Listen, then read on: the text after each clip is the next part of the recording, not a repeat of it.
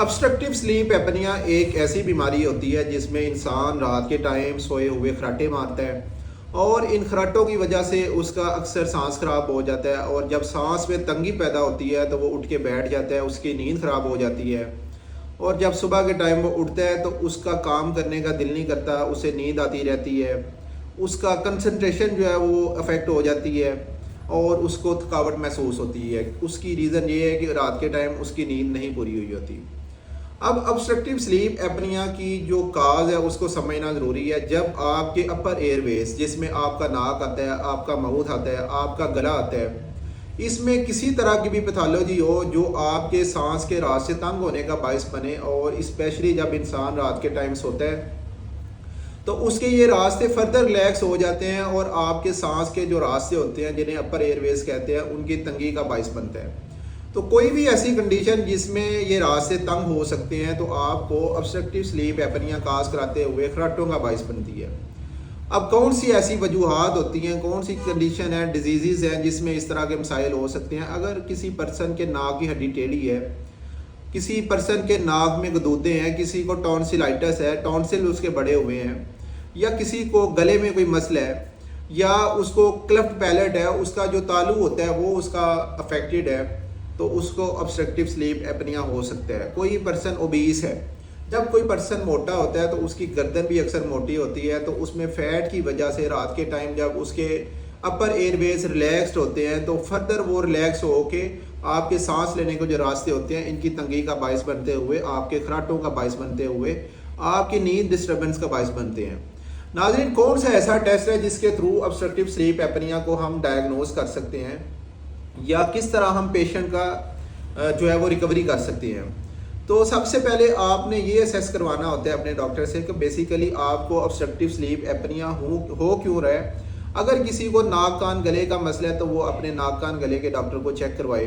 अगर किसी को ओबेसिटी का मसला है तो वो रिलेटेड डॉक्टर को चेक करवाए ताकि वज़न में कमी का जो ट्रेंड है वो पेशेंट को फॉलो करवाते हुए उसकी बेहतरी की जा सके।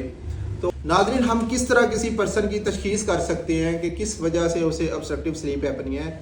ये डिपेंड करता है कि जो मरीज़ है उसको किस वजह से ऐसे मसाइल पेश आ रहे हैं। अगर किसी को नाक कान गले में कोई इशू है तो वो अपने डॉक्टर को चेक करवाए, नाक कान गले वाले डॉक्टर के पास। इसी तरह अगर किसी पर्सन को ओबेसिटी का मसला है तो वो शुगर स्पेशलिस्ट या जो ओबेसिटी को कंट्रोल करते हैं डॉक्टर, उनको चेक करवाए ताकि उनका वज़न में जो है वो कमी करवाई जा सके।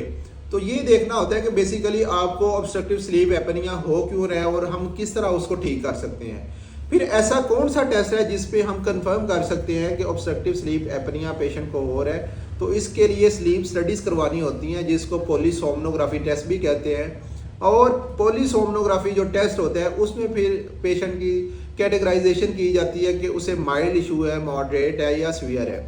तो ये आपने अपना इस तरह से फॉलो अप करवाना है और इस तरह ट्रीटमेंट करवाना है। अगर आप इस बीमारी का ट्रीटमेंट नहीं करवाते तो ये बीमारी इतनी ख़तरनाक बाजू का साबित होती है कि पर्सन के हार्ट अटैक और फालिज का बायस बनती है और रात के टाइम सोते हुए उसका अक्सर सांस खराब होने की वजह से ही डेथ हो जाती है। अब इसके जो ट्रीटमेंट ऑप्शन है वो क्या है कि एक तो हमने डिस्कस कर लिया कि जो इसकी वजह बन रही है उसको हम ठीक करें। सेकेंडली, CPAP एक ऐसा मेथड होता है जिसके थ्रू पर्सन को हम एक मास्क लगा देते हैं मशीन के थ्रू रात के टाइम, वो फोर्सफुली प्रेशर के थ्रू पर्सन को सांस देता रहता है और उसके जो एयरवेज होते हैं वो बंद नहीं होते और उसे मसाइल पेश नहीं आते।